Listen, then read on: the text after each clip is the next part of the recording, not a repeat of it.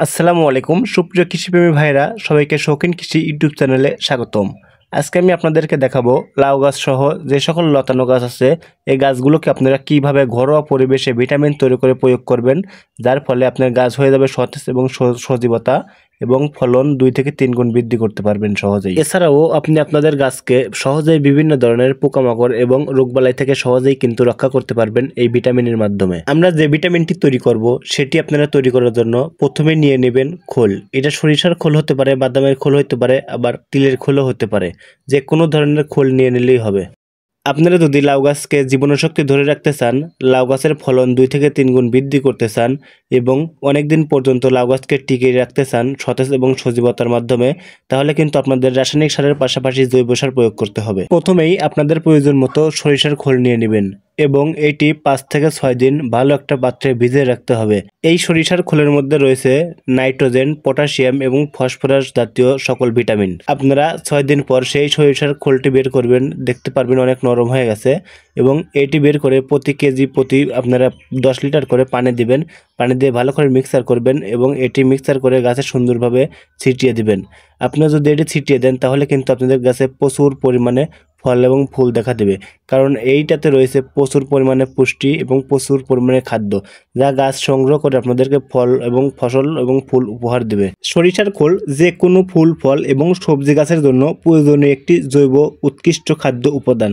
সরিষার খোল মাটিতে খাদ্য তৈরি করার জন্য অনুঘটকের ভূমিকা পালন করে থাকে। এবার আসুন জেনে নেই আপনারা আপনাদের লাউয়ের গাছে সরিষার খোল প্রয়োগ করলে কি কি উপকার পাবেন।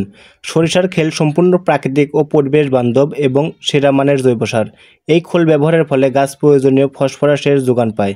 উদ্ভিদের জন্য প্রয়োজনীয় নাইট্রোজেন, পটাশিয়াম ও বিভিন্ন ক্যামো এবং মাইক্রো উপাদান বিদ্যমান থাকে। ব্যবহার ফুল, ফল এবং গাছের সঠিক মাত্রায় বৃদ্ধিতে সহায়তা করে। অন্য কোনো উপাদান মেশানো থাকে না বলে এটি নিরাপদ। বিভিন্নভাবে ব্যবহার করা যায় মাটির সাথে মিশে এবং তরল জৈব সার হিসেবে। এটি আপনারা 7 দিন পানিতে ভিজে রাখবেন। এরপর প্রতি লিটারের সাথে 10 লিটার করে ভালোভাবে পানি দিয়ে মিশিয়ে নেবেন এবং তারপর গাছের গোড়াতে প্রয়োগ করবেন। এবার আসুন জেনে নেই গাছের সরিষার খোল ব্যবহারের জন্য কিছু গুরুত্বপূর্ণ সতর্কতা রয়েছে। এগুলো অবশ্যই আপনাকে মেনে চলতে হবে। বেশি খোল ব্যবহার করলে মাটিতে অতিরিক্ত নাইট্রোজেন জমে গিয়ে গাছের মূল পুড়ে যেতে পারে, তাই পরিমাণ মতো ব্যবহার করতে হবে। সরিষার খোল সরাসরি মাটিতে না দিয়ে প্রথমে পানিতে ভিজিয়ে রাখুন এবং 3 থেকে 4 দিন পর পাতলা করে সেগুলো গাছের গোড়ায় দেন এবং এতে গাছ সহজে পুষ্টি সহন করতে পারে।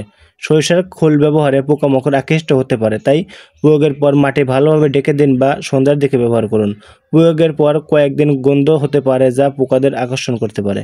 সরিষার খোল দেওয়ার পর পর্যাপ্ত পানি দিন, এতে খোল মাটিতে ভালোভাবে মিশে যাবে এবং গাছ ক্ষতিগ্রস্ত হবে না। অতিরিক্ত খোল ব্যবহারে গাছের পাতা হলুদ হয়ে যেতে পারে বা গাছ ক্ষতিগ্রস্ত হতে পারে। মাটির স্বাস্থ্য এবং গাছের অবস্থা অনুযায়ী ব্যবহার করতে হবে। শুধুমাত্র সরিষার খোল না দিয়ে অন্যান্য জৈব সারের সঙ্গে মিশিয়ে ব্যবহার করলে গাছ আরও ভালো ফলন বৃদ্ধি পাবে। তাই গাছের জন্য এভাবে সরিষার খোল ব্যবহার করলে তা উপকারী হবে। আমার এই চ্যানেলে কৃষি সমস্যা এবং কৃষি সমাধান নিয়ে ভিডিও আপলোড করা হয়, চাইলে চ্যানেলটা সাবস্ক্রাইব করে রাখতে পারেন।